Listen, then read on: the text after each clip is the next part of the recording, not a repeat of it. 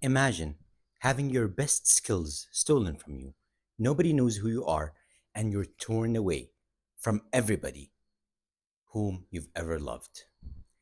That's the situation of Princess Shuri in Six Crimson Cranes, a fantastic book that I read recently and which is going to be the topic of our review for today. Assalamu alaikum wa rahmatullah. This is Ammar Al Naaimi. I'm the author of the Sarim series of books and the owner of Fantasy Majlis, bookshop in Oman. Just as a very quick update, Mumit, the third book in the Sarim series, is going to be out in a few months. It's currently on pre order, so you can click the link in order to pre order the book. But today we're here to talk about Six Crimson Cranes by Elizabeth Lim.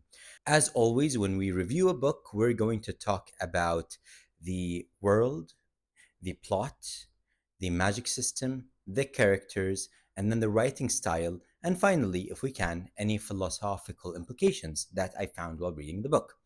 So, let's dive into it.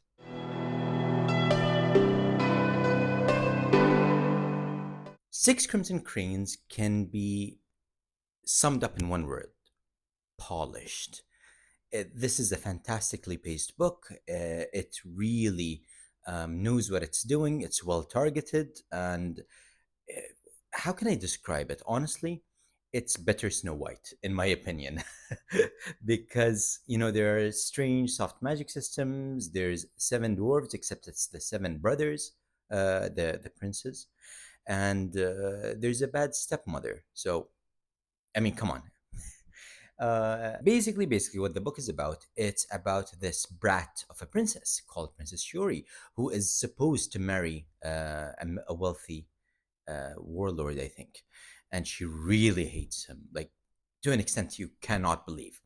Then one day she discovers she has magic, and then after that she discovers that her stepmother actually has magic, but the stepmother doesn't like that, not one bit. So what does she do?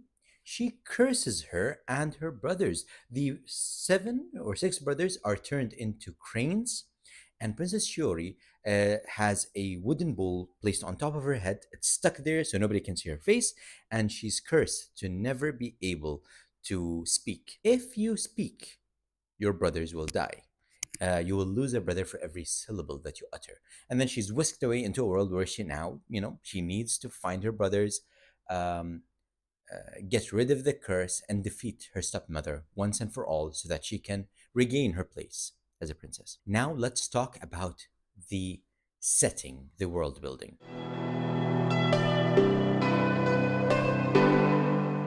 Six Crimson Cranes is built in a world with low magic, I would say, where not everybody has access to magic. It's a rare thing that only a few blessed people have. There are dragons, there are gods, there are demons. The demons are all imprisoned in a mountain. The dragons are somewhere out in the ocean, we don't really know where. And the gods are gone, I guess. That's the world we find ourselves in. There are different kingdoms, and Shiori is the daughter of the emperor, which makes her the daughter to one of the most powerful people in the world, essentially. Lots of fancy fabrics, silks, Asian style cooking, dumplings, and all that sort of stuff. It's a very nice type of world building that I saw here, where important elements are really stressed upon and are told in detail, but you're not actually told that much about the world. I really don't know where we are in the kingdom. I don't really know, um, the various politics and geographies and all the different intricacies of the gods. All that is not told to you. You're just giving the information that you need. And I think this works fantastically in this book because it lends a sense of whimsy to the story, where you feel honestly like you're in a fairy tale. And that's why it just really reads like a Disney story, but better. So, that is on the world building. Now, let's hop onto the plot train.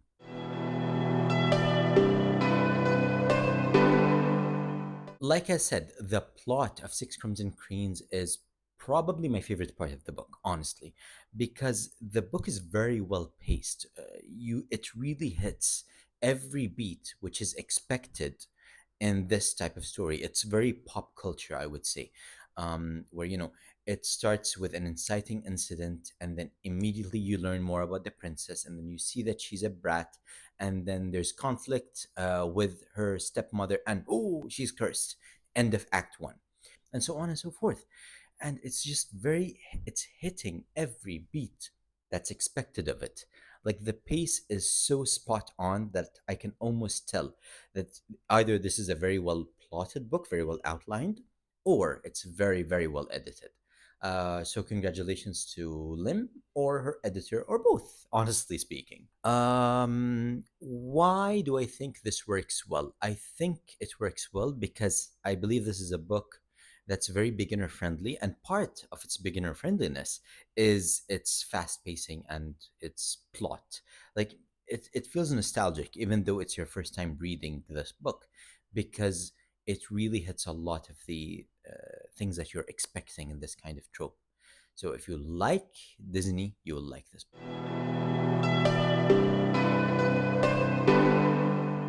Now, let's talk about the magic system. The magic system is really interesting. It's very soft, where you don't actually know where the magic is coming from. But you know that Shiori has magic. She's told that she is able to place a part of her soul in things, and she does this by folding paper cranes. So you have that small crane that becomes her sidekick and is going around and being snarky and all of that. Um, and then there's the stepmother who has her own magic system. She's very snaky. What you're getting is vibes.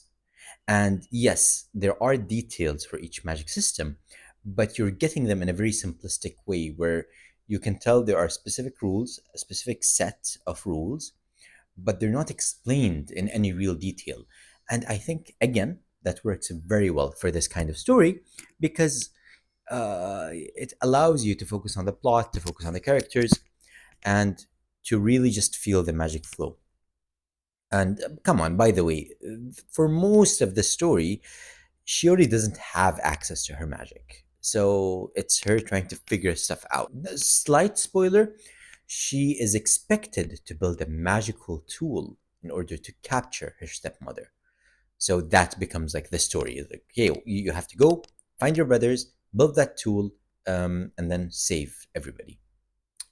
Great, absolutely great. And then if she finds love along the way, well, good for her, no?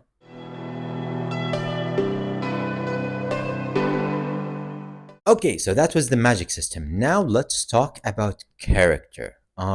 First thing I'll say is not about the main characters. The brothers, they're it's almost like the magic system. You're told very specific things about each of them, but you're only told a few things so that it becomes easy for you to juggle everything in your head.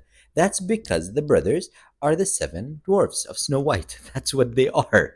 That's the function they play, where essentially they're one big complex character who's split into different parts. And I think they represent different parts of brotherhood, I suppose.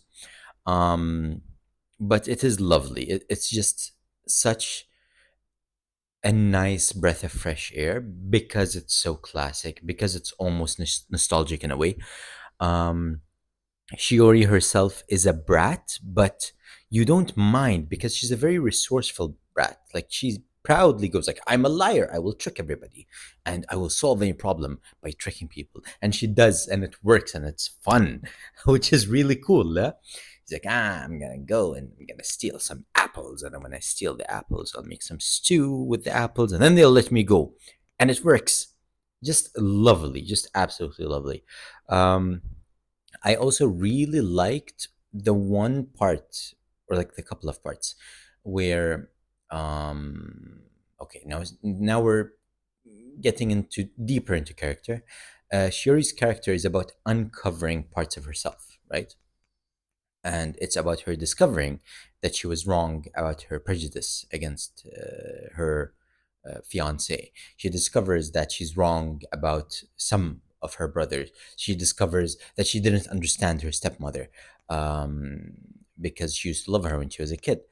She understands that she didn't really understand herself, and that's a deeper theme. that we can see, and it's played out very well through character, because for each of the characters that you're shown, there's a fact that Shiori doesn't know, and when she knows it, it changes how she interacts with that character, and it's just a really clean way to do storytelling. I just really loved it.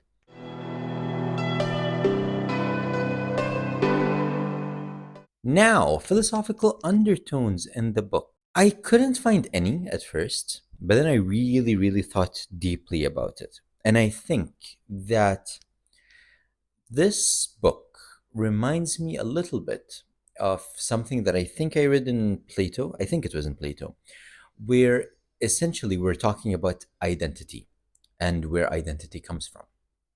And uh, there's a theory which really relates who you are to what you know and what you think. Now, I can't really remember where this is in Plato, but I really saw it in this book because the more Shiori understood about the people around her, and the more she understood about herself, the more she changed as a person and became more mature. And this is really a story of her becoming a mature person and saving everybody.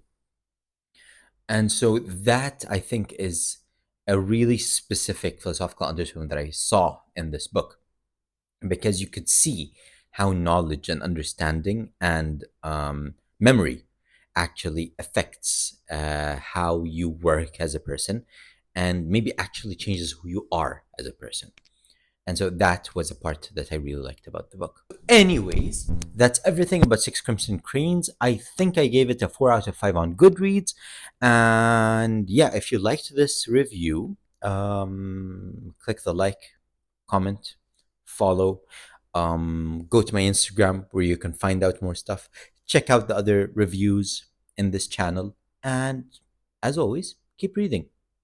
مع السلامة.